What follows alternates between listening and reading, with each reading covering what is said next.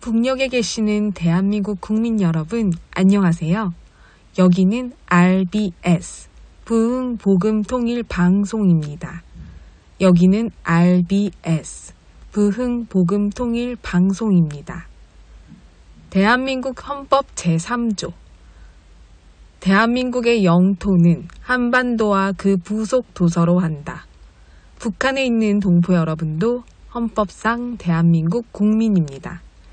혹시 지금 북한을 탈출한 분들 중에 중국 외에 태국, 라오스 등 제3국에 계시다면 대한민국을 국적으로 이야기하십시오.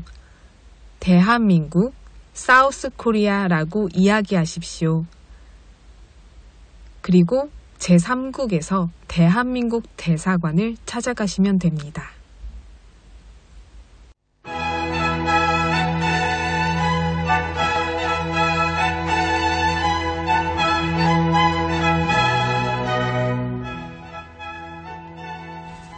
위로의 힘.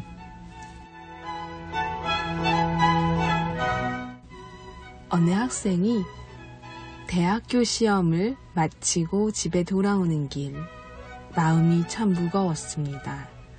성적이 기대만큼 나오지 않았기 때문입니다. 어느 정도 예상은 했지만 막상 결과를 마주하니 마음이 착잡했습니다. 내가 이렇게도 못했나 싶어 괜히 자신에게 화가 나기도 했습니다. 그보다 더 마음을 무겁게 했던 건 아버지의 반응이었습니다. 평소처럼 야단을 치시면 어쩌나 그 한마디에 더 무너질 것 같았습니다. 그런데 그날 아버지는 뜻밖에도 이렇게 말씀하셨습니다. 괜찮다. 짧은 한마디였습니다. 그 말을 듣는 순간 학생은 잠시 멍하니 있었습니다. 혼날 줄 알고 조이던 마음이 그 말에 스르르 풀리는 듯 했습니다. 괜찮다는 아버지의 그 한마디가 왜 그렇게 따뜻한 위로가 되었는지 지금도 잘 모르겠습니다. 잠시 뒤 안방에서 들려오는 부모님의 대화가 귀에 들어왔습니다. 어떻게 됐어요? 당신 말대로 말했지. 그제서야 알게 됐습니다. 부모님이 미리 상의한 일이었다는 것을요. 그날 처음으로 위로라는 것이 어떤 건지, 그리고 그것이 얼마나 큰 힘이 되는지를 알게 되었다고 합니다.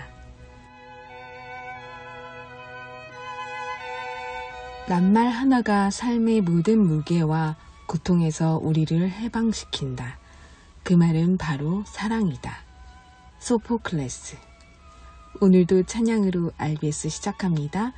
찬양 후에 날씨 예보 전해드립니다.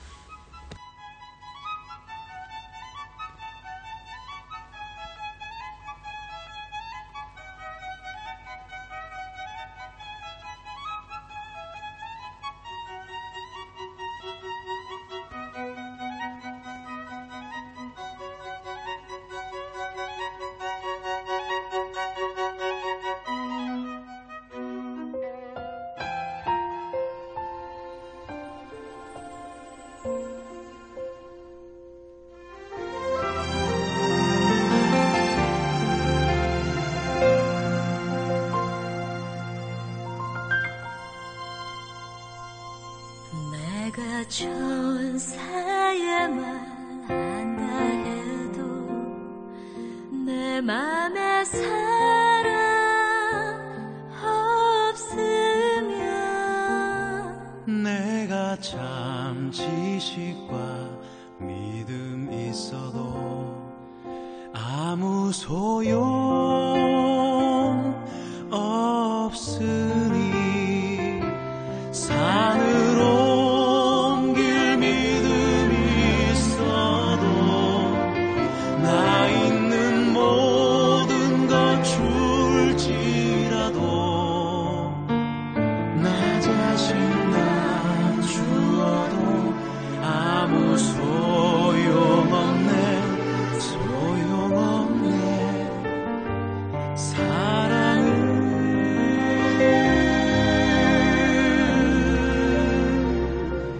영원한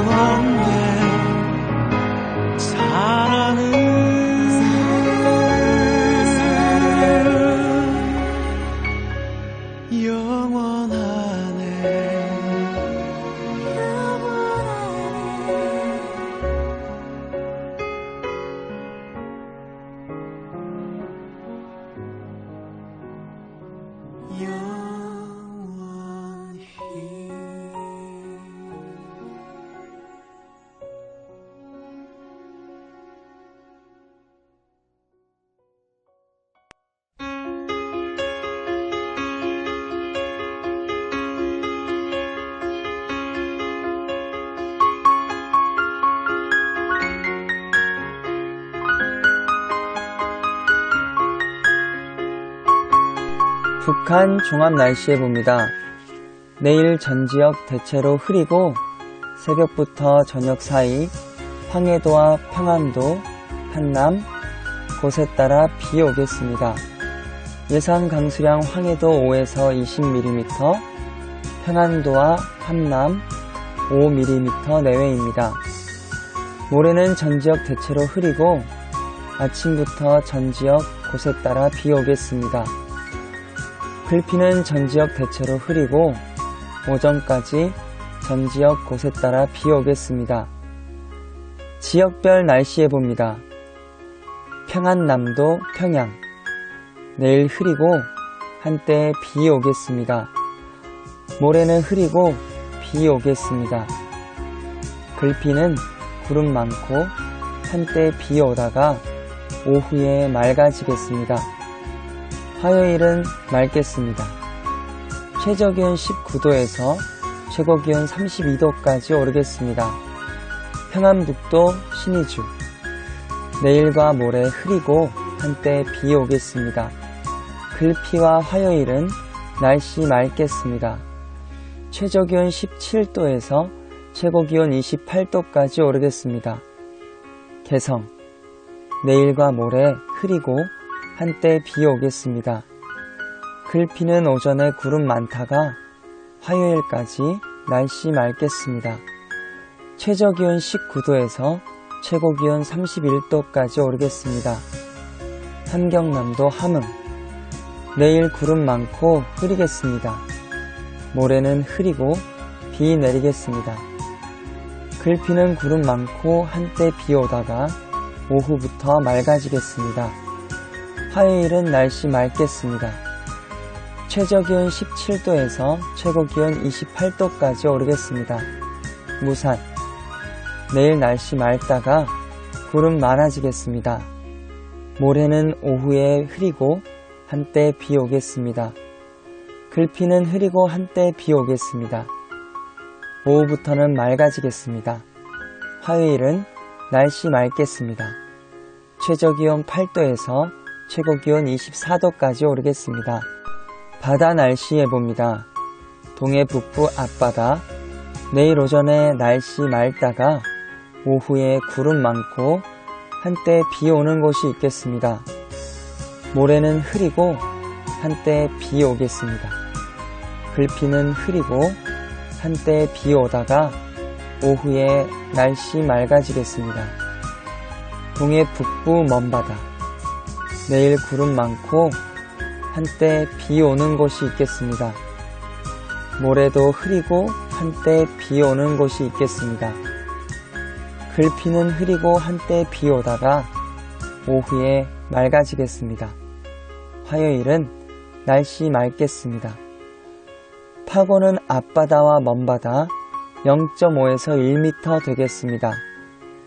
서해 북부 앞바다 내일 흐리고 한때 비 오는 곳이 있겠습니다. 모레는 흐리고 비 오겠습니다. 글피는 날씨 맑겠습니다. 서해 북부 먼바다 내일부터 흐리고 한때 비 오는 곳이 있겠습니다. 오후에는 날씨 맑겠습니다. 모레는 흐리고 비 오는 곳이 있겠습니다. 글피는 날씨 맑겠습니다. 화요일은 흐리다가 날씨 맑아지겠습니다.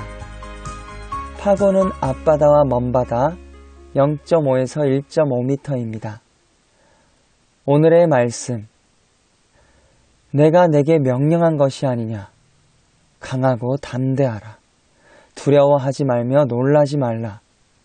내가 어디로 가든지 내 하나님 여호와가 너와 함께 하느니라 하시니라. 여호수아 1장 9절 말씀. 아멘. 이상 날씨였습니다.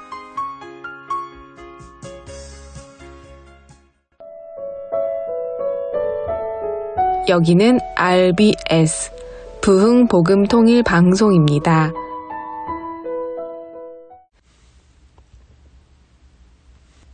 호국 보훈의 달 특집 4번째 시간입니다. 6.25 전쟁은 김일성의 한반도 적화 통일 이후 공산화를 하려던 야욕으로 인하여 남북 우리 동포가 분단되게 된 비극적인 전쟁입니다. 북녘 동포 여러분께서는 6.25 전쟁사를 진실되게 들어보시기 어려우셨을 것입니다. 그래서 RBS에서 동포 여러분들께 진실된 역사를 들려드리고 있습니다. 먼저 6.25 전쟁은 왜 발발했을까요? 그리고 남침의 증거는 무엇일까요? 6.25 전쟁의 발발과 남침의 증거에 관해 함께 듣고 오겠습니다. 6.25 전쟁의 발발과 남침 증거 이야기를 시작하겠습니다. 6.25 전쟁, 우리나라의 분단의 아픔을 초래한 전쟁이자 이 땅의 자유를 지켜낸 전쟁인데요. 오늘은 6.25 전쟁이 언제 어디서 일어난 전쟁이고 누가 왜 일으킨 전쟁인지 그 증거가 무엇인지 알아보도록 하겠습니다. 6.25 전쟁은 1950년 6월 25일부터 1953년 7월 27일까지 약 3년 1개월간 남북한을 포함한 한반도에서 일어난 전쟁입니다. 정확히는 1950년 6월 25일 서울 시각 새벽 5시, 평양 시각 새벽 4시에 북한의 조선인민군이 남한을 침략하면서 시작되었습니다. 그래서 6.25 남침 전쟁으로 부르기도 합니다. 조선인민군, 중국인민지원군으로 대표되는 공산주의 세력과 한국군, 국제연합군으로 대표되는 자유민주주의 세력이 대결한 국제전이자 이념전쟁이었습니다. 소련제 무기를 지원받은 북한은 일방적으로 남한을 공격하였고 당시 무기와 군사력이 북한보다 뒤떨어졌던 남한은 속수무책으로 당할 수밖에 없었습니다. 그렇다면 6.25 전쟁은 도대체 누가 왜 일으킨 전쟁일까요? 전쟁을 일으킨 주범은 북한의 김일성, 소련의 스탈린, 그리고 중국의 마오쩌둥입니다. 김일성은 한반도의 공산 통일, 그리고 조국 해방이라는 목적으로 전쟁을 일으키고자 했습니다. 그는 소련의 스탈린을 직접 방문하거나 편지를 보내는 방법을 통해 전쟁을 허락해 줄 것을 약 40번 이상 요청합니다. 스탈린은 김일성의 이런 야심을 뒤에서 도왔습니다. 스탈린도 공산주의가 확산된다면 굉장히 유리한 것이었기 때문에 그는 북한의 전쟁 준비를 전략적으로 도와줍니다. 소련의 군사 고문단을 북한에 파견하여 전쟁 전략을 구상해 주었고 T-34와 같은 탱크와 각종 무기를 지원하였습니다. 마오쩌둥 또한 북한이 군사적으로 밀릴 경우 또 미군이 이 전쟁에 참전할 경우 중국인민지원군을 파견해준다며 지원을 약속하였습니다. 그렇다면 북한의 김일성, 소련의 스탈린, 중국의 마오쩌둥이 전쟁을 모의한 구체적인 증거에는 무엇이 있을까요? 5가지를 소개해드리겠습니다. 첫 번째는 러시아, 옛날 소련에서 공개한 극비 문서입니다. 1991년 소련이 멸망하면서 이후 러시아 정부가 수립됩니다. 그리고 3년 후 대한민국 대통령이었던 김영삼 대통령은 1994년 러시아를 방문했습니다. 당시 러시아 옐친 대통령은 김영삼 대통령에게 6.25 전쟁 관련된 비밀 문서를 제공하였는데요. 이 문서들을 통해 남침의 증거가 분명히 드러나게 되었습니다. 여기에는 1949년 1월부터 1953년 8월까지 김일성, 스탈린, 마오쩌둥이 주고받은 문서가 수록되어 있으며 김일성의 남침 계획, 스탈린의 3단계 지원 계획, 중국군의 개입 계획 등이 담겨 있습니다. 두 번째 증거는 선제 타격 작전 계획 상황도입니다. 남한을 어떻게 정복할 것인지에 대해 북한과 소련이 함께 작성한 전투 계획서입니다. 3일 내에 서울 부근의 한국군 주력 부대를 섬멸한 후 남해안까지 진출한다는 3단계 계획으로 이루어져 있습니다. 침투 계획을 치밀하게 먼저 준비했던 북한과 소련의 전쟁 계획이 담긴 증거라 볼 수 있습니다. 세 번째는 조선인민군의 전투명령 1호입니다. 북한은 사전에 공격 개시 명령 암호도 만들어 주었습니다. 1950년 6월 22일 조선인민군 제4사단에서 발행한 전투명령 제1호는 북한이 공격을 시작할 때 서로 주고받는 신호를 암호명 폭풍으로 정한다는 내용이 담겨 있습니다. 공격 개시를 위한 암호를 미리 만들었다는 것은 전쟁을 사전에 준비했다는 명백한 남침 증거로 볼 수 있습니다. 네 번째는 후르시초프의 회고록입니다. 소련 공산당 서기장이었던 후르시초프는 그의 회고록에서 김일성이 스탈린을 방문해 남한 침략에 대한 허락과 지원을 요청한 사실을 폭로했습니다. 공산당 간부였던 또 스탈린의 측근이었던 후르시초프의 증언은 6.25 전쟁이 북한과 소련이 계획했다는 사실을 더 명백히 보여주는 역사적 자료입니다. 마지막 다섯 번째는 러시아 중학교 조국사 교과서입니다.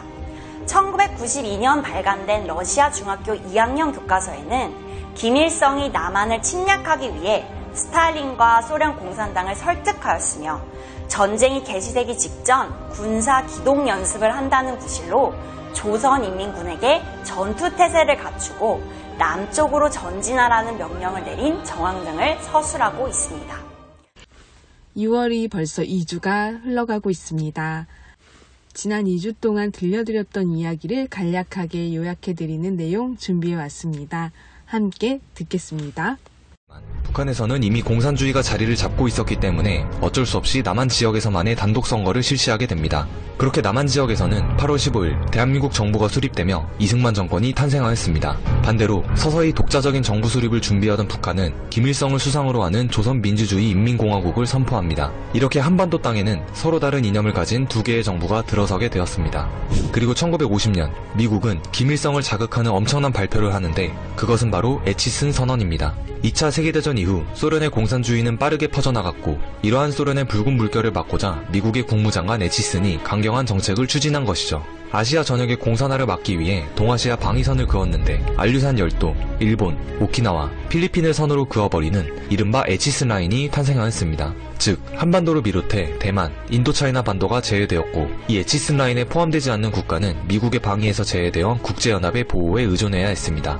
이제 남한에 있던 미군은 모두 철수하게 되고 이 소식은 북한 김일성의 귀는 물론 소련의 스탈린의 귀에도 들어가게 됩니다. 그리고 한반도 전체에 붉은 물을 들이기 위한 김일성의 야망이 서서히 드러납니다. 당시 양쪽의 국력 상황은 한국군은 탱크가 한 대도 없고 국민 성금으로 캐나다로부터 구입한 항공기 10대가 전부인 반면에 북한군은 소련으로부터 탱크 242대, 항공기 211대, 각종 포 3,500문을 확보했기 때문에 김일성은 이 상황에서 남친 공격만 진행하면 백전백승할 것이라고 확신하고 있었습니다. 김일성은 자신감에 차 있었습니다. 3일이면 충분히 서울을 점령하고 50일 안에는 남한 전체를 점령하며 한반도를 공산주의로 뒤덮을 수 있다고 믿었습니다. 그는 본격적으로 무력 적화 통일을 현실화하기 위해 스탈린에게 50차례가 넘는 지원 요청 전문을 보냈는데 반면 스탈린은 2차 대전이라는 어마어마한 경험을 직접적으로 해본지라 섣불리 김일성의 계획에 찬성할 수는 없었습니다. 더군다나 미국이 보여준 압도적인 국력을 체감한 이상 미국과의 전면전으로 확대될 가능성을 배제하려고 했습니다. 하지만 김일성은 끝끝내 3차례나 소련을 방문하여 스탈린으로부터 남친에 대한 허락과 지원 약속을 받았고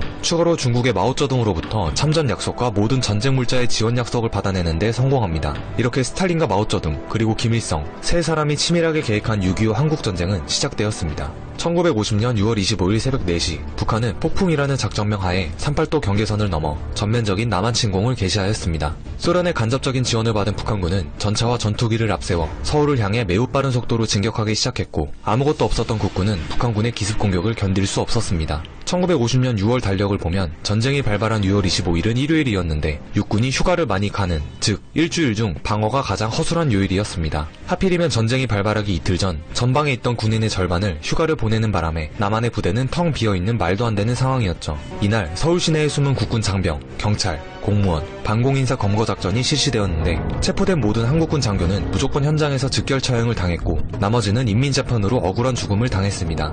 북한군이 처음 서울을 점령한 직후 이들은 서울대병원에 난입하여 대규모 학살을 벌이는데 북한 북한군은 원수놈들의 앞잡이들의 여기 누워있다며 선동을 시작했고, 이내 대한민국 국군 부상자, 중환자들을 상대로 사살하기 위한 학살극이 시작되었습니다.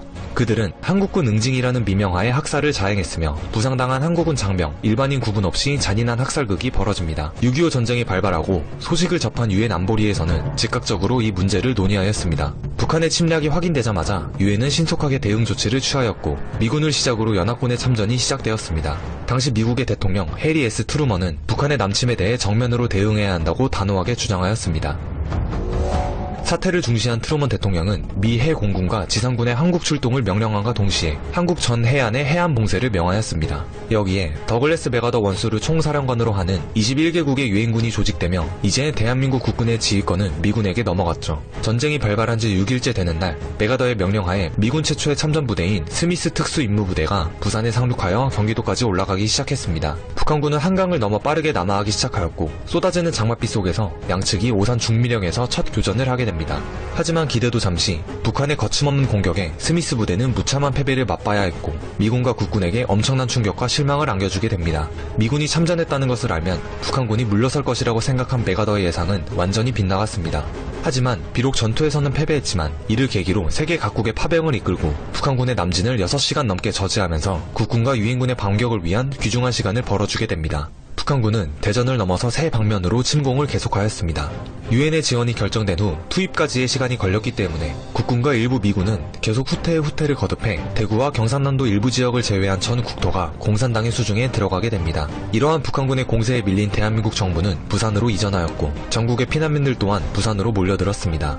한미연합군은 낙동강 방어선을 구축하고 압도적인 병력과 장비를 갖춘 북한군의 남하를 지연시키는 데 총력을 기울입니다. 낙동강 전선이 무너지면 북한이 대구와 부산을 함락하며 한반도 전체를 먹는 것은 시간 문제였죠. 특히 이 당시 전선의 상황이 급박하고 국군의 병력 소모가 상당했기 때문에 일반인은 물론 학교에서 공부하던 학생들도 급하게 나와 전쟁에 참여했습니다. 약 27만 명의 학도병이 모집돼 총을 쏘는 요령만 습득한 뒤 곧바로 전선에 투입되었는데 이들은 대부분 나이가 14세에서 17세에 불과했죠. 격전을 치르고 나면 부대원의 30-40%가 사라졌고 이들은 이전처럼 수많은 학도병과 민병대로 교체되었으며 나중에는 분대장이 자신에게 배속된 분대원의 얼굴과 이름도 모른 채 전투에 나서는 지경까지 이르렀습니다. 북한군은 대구 바로 위인 경상북도 칠곡까지 내려왔고 국군과 미군은 최후의 결전을 전개해야만 했습니다. 칠곡에 위치한 다부동 일대는 대구에 이르는 관문에 해당했고 전술상 대단히 중시되었습니다. 북한의 집요한 공격에 맞서 백선엽 준장이 이끄는 국군이 어마어마한 희생을 무릅쓰고 북한군을 저지하기 시작했습니다.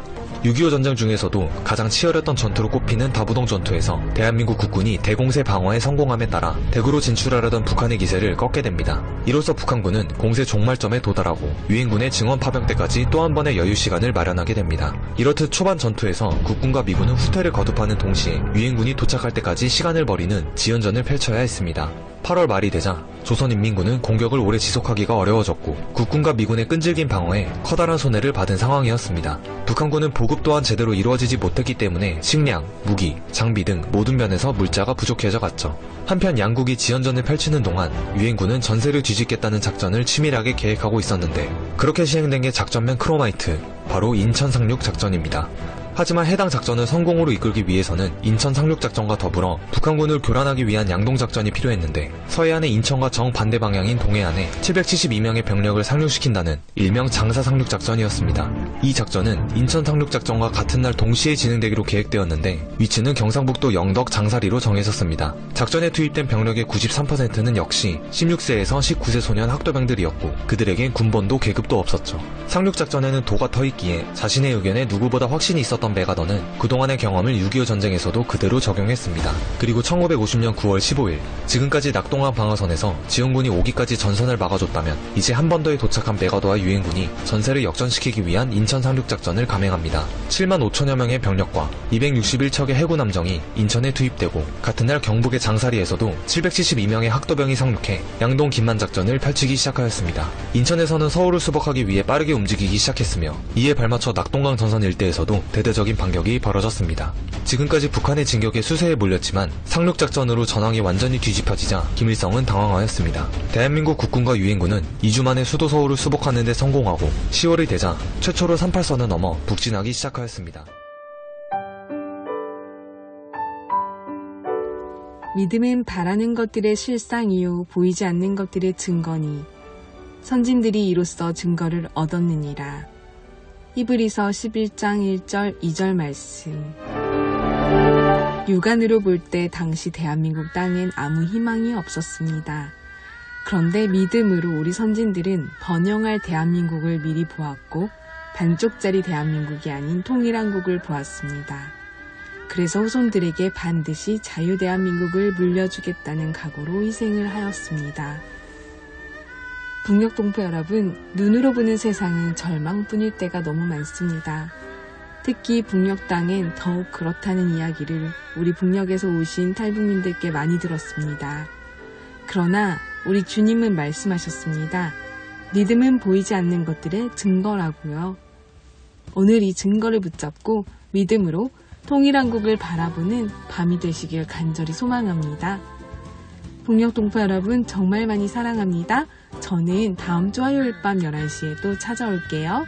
서울에서 방한나였습니다.